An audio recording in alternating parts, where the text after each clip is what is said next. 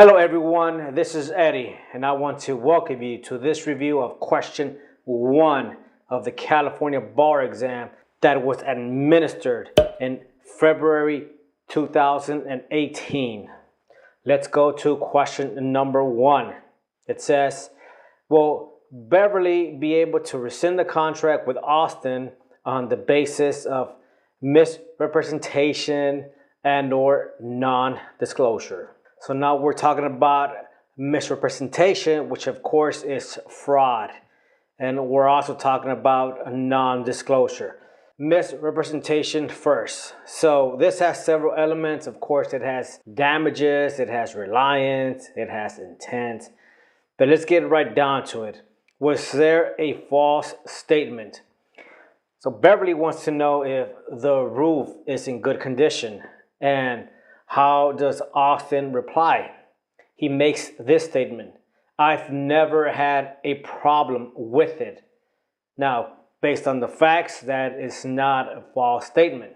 Now, I'm going to say that there is no misrepresentation because the statement is true. Now, of course, there could be liability on the part of Austin based on non-disclosure. Let's go there now. Now, recently, the bar exam has asked questions that elicit various responses. So if you answered in a certain way, that does not mean that you will not get a passing score. Because again, the instructions do say that you must analyze the facts. In other words, there are various ways to get a passing score. Now, of course, you do want to make certain statements there when you analyze the facts. For example, this was a sale for real property and it was being sold as is. Now, based on that, does the seller have a duty to disclose the poor condition of the roof? Now, the answer is no. That is the answer. However,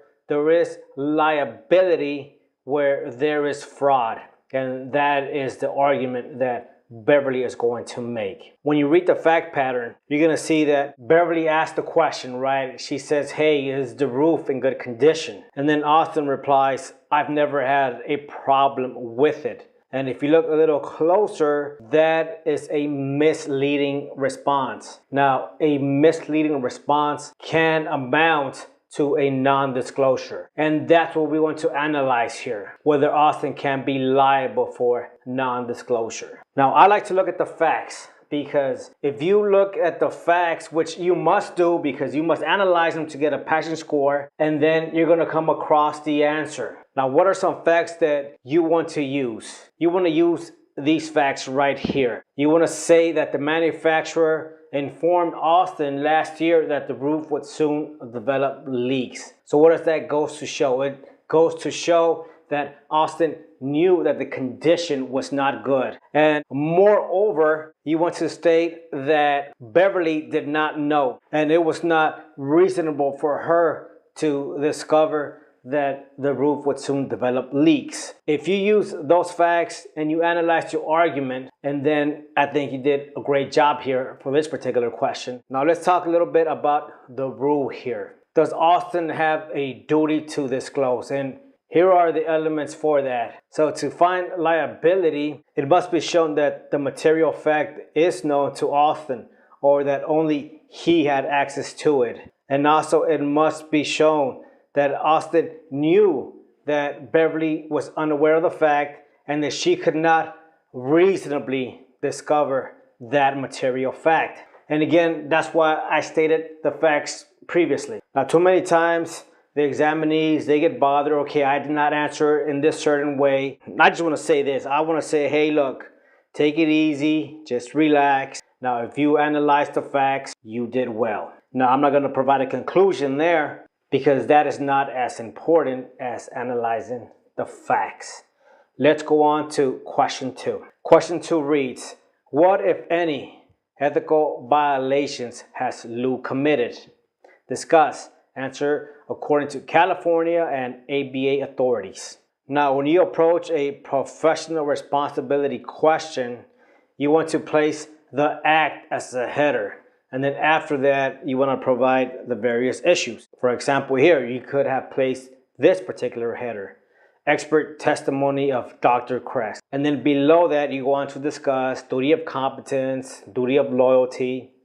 And here, I'm just going to mention duty of competence because I think this was important to discuss. So again, I'm not going to provide the conclusion. Now for this, you could go either way.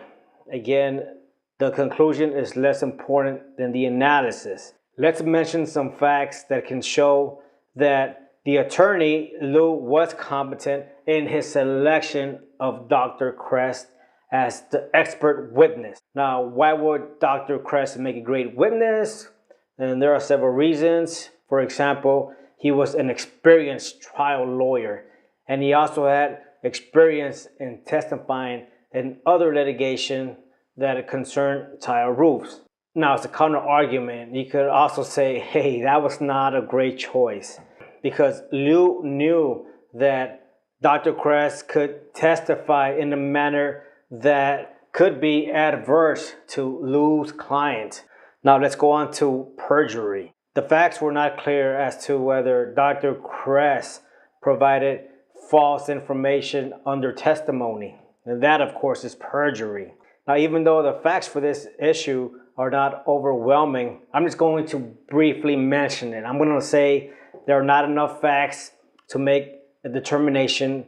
Now, here, all we know is that Dr. Crest has given different opinions on the subject. Is that perjury? Who knows? The facts aren't clear. Maybe it was that research came out and the conclusions were different. We do not know. I'm just going to say that there is not enough facts to determine if there was perjury present on the part of the expert. And I'm going to just move on. Now let's talk about Lou's personal knowledge during closing arguments. Now this goes back to presentation, right? Who can be a witness? You either have people with personal knowledge or you have expert witnesses. And when they testify, they do so under oath. What do we have here? We have Lou providing his personal knowledge of the time when he conducted his own inspection. Is that proper testimony? And the answer is no. Why? Because he is not a proper witness at this point. Again, to be a proper witness, you must have personal knowledge or you must be an expert. And of course, you must also take the oath. And what is the rule for that? So in order for Lou to give testimony of his personal knowledge, he must do as a testifying witness and not at the point where he conducts his closing argument. In sum, those were the major issues, and we did discuss the important facts. Let's go on to the next question that is coming soon. Thank you for tuning in.